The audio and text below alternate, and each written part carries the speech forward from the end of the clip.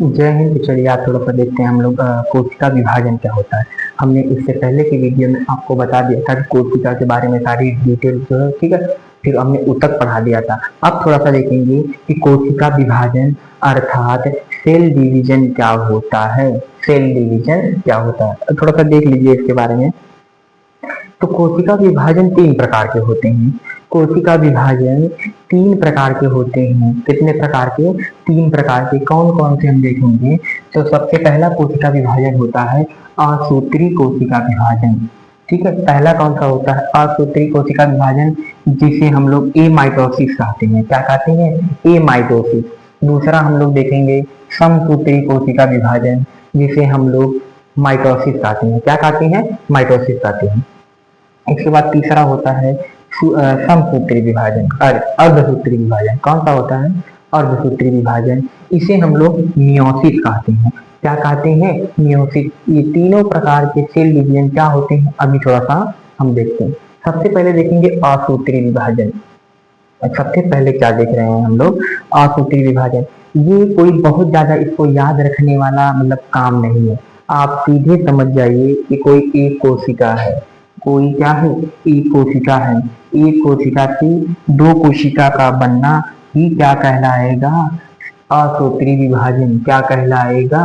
असूत्री विभाजन। एक कोशिका से दो कोशिका का बनना क्या कहलाएगा? तो असूत्री विभाजन कहलाता है। ठीक है, ये चीज आप समझिए। अब थोड़ा सा हम लोग देखेंगे कि समसूत्री विभाजन क्या होता है। क्या देखेंगे थोड़ा सा कि समसूत्री विभाजन क्या होता है। सबसे इंपॉर्टेंट आप बात करेंगे तो सबसे इंपॉर्टेंट यही समसूत्री विभाजन होता है। अच्छा, एक चीज और देख लीजिए कि असूत्री विभाजन ये हम लोगों में होता है कि नहीं। तो इसकी बात करेंगे, ये हम लोगों में बिल्कुल भी नहीं होता है। ये हम लोगों में नहीं होता। हम लोगों में दो तरह के विभाजन होते हैं, एक तो समसूत्री विभाजन, दूसरा अर्धसूत्री विभाजन। अर्धसूत्री विभाजन थोड़ा सा पहले बता दे रहे हैं। समसूत्री थोड़ा सा लंबा है, इसलिए थोड़ा सा इसको बाद में बताएंगे। ठीक है, पहले देखते हैं अर्धसूत्री विभाजन क्या होता है। अर्ध मतलब समझ जाइए कि आधा।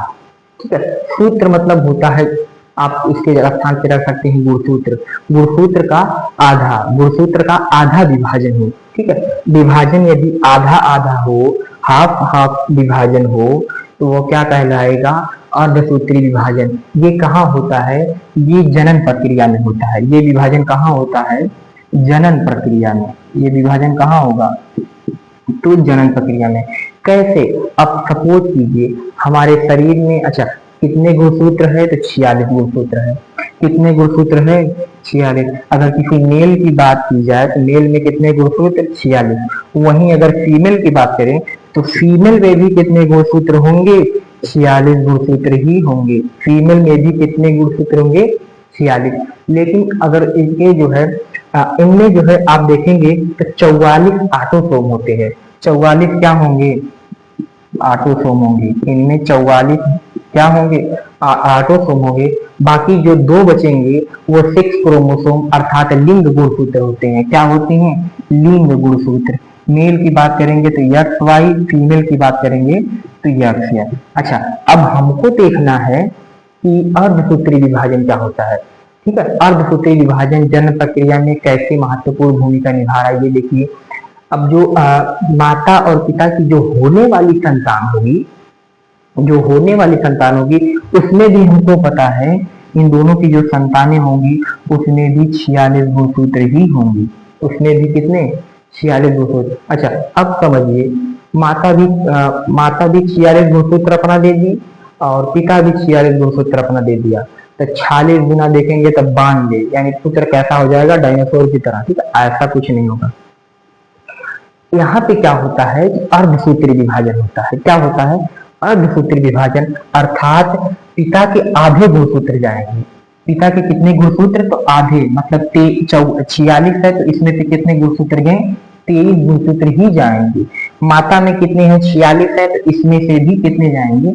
23। तब जाके ये संतान को 46 गुणसूत्र मिलता है। और संतान या तो माता पे पड़ेगा या तो पिता पे। ठीक है, या तो माता की तरह उसके ज्यादा लक्षण होंगे या तो पिता की तरह उसके ज्यादा लक्षण होंगे। ठीक है, ये चीज आप हमेशा याद रखना है कि जनन प्रक्रिया में कौन सा विभाजन? तो अर्धसूत्री विभाजन। यहाँ पे आप देखेंगे गुणसूत्र है इनका, एक पिता का गुणसूत्र है और यहाँ पे एक माता का गुणसूत्र है। यहाँ पे इनका आधा लिया गया है, 46 का आधा।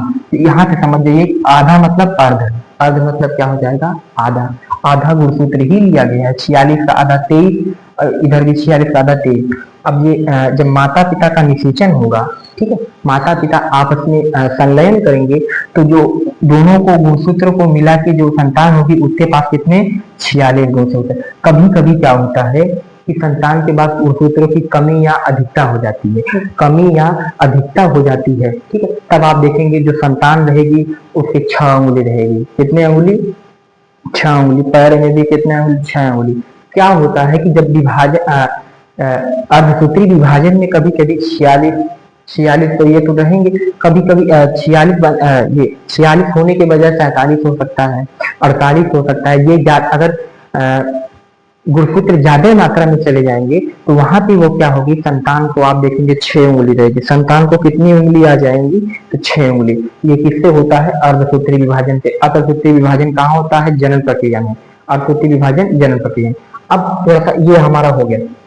अब देखेंगे कि समसूत्री कोशिका विभाजन। हमारे शरीर में सबसे ज्यादा की बात करेंगे तो समसूत्री कोशिका विभाजन ही होगा।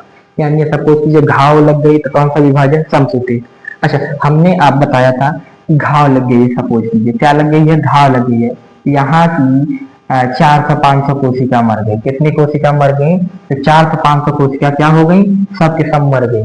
अब बगल की जो कोशिका रहेंगी वो जैसे देखेंगे कि यहाँ की कोशिका मरी हुई है, तुरंत अपनी कोशिका का विभाजन करके पुनः वहां पे 400 से 500 कोशिका का निर्माण कर देंगी। 400 से 500 कोशिका का पुनः क्या कर देंगी, यानी दोबारा उसको जितनी कोशिका मरी थी उतना ही कोशिका बना देंगी। तो जितनी मरी उतने बन गई, यानी बराबर बराबर को हम लोग कहते हैं सम। क्या कहते हैं सम, ठीक है।